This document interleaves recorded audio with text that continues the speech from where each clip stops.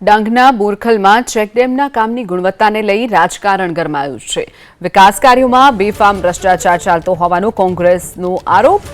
વિકાસ કામોની ગુણવત્તા મુદ્દે કોઈ બાંધછોડ નહીં ચલાવી લેવામાં આવે, ધારાસભ્યએ તેવો દાવો કર્યો છે। ભાજપ ધારાસભ્યએ ગેરરીતિ કરનાર કોન્ટ્રાક્ટર સામે કાર્યવાહીનો પણ દાવો કર્યો। બોરખલમાં દમણગંગા પ્રોજેક્ટ અંતર્ગત ચેકડેમનું નિર્માણ કાર્ય ચાલે છે। ડાંગ જિલ્લામાં 82 કરોડના ખર્ચે 30 જેટલા ચેકડેમોનું નિર્માણ કાર્ય હાલ ચાલી રહ્યું છે।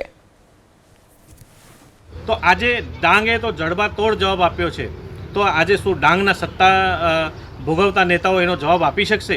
જો એ લોકોને ટકાવારી ના મળતો હોય તો આ પછી ખુલ્લો ભ્રષ્ટાચાર કઈ રીતે થઈ શકે? અને ડાંગમાં ફક્ત ડેમ પૂરતું સીમિત નથી, સામાન્ય શૌચાલય હોય કે સ્મશાન ભૂમિનું કામ હોય એમાં પણ ભ્રષ્ટાચાર થાય છે।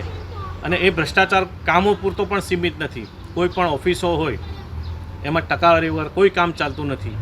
એ અધિકારીઓને સાથે લઈને ડાંગ તાલુકા પંચાયત આહવાના પ્રમુખ શ્રી સુરેશભાઈ ચૌધરી સાથે અમે સ્થળ પર ત્યાં ગયા હતા, એને વિઝિટ લીધી હતી અને આ બાબતે અમે અધિકારીશ્રીઓને, ઇજારદારશ્રીઓને અમે સ્ટ્રિક્ટલી સૂચના આપી છે કે આ બાબતે જે નીતિ નિયમ અનુસાર જેવું કામ કરવાનું છે એ રીતે કામ કરવું જોઈએ, ક્વોલિટીમાં કામ થવું જોઈએ, સમય મર્યાદામાં કામ થવું જોઈએ, પાણીનો છંટકાવ વ્યવસ્થિત થવો જોઈએ।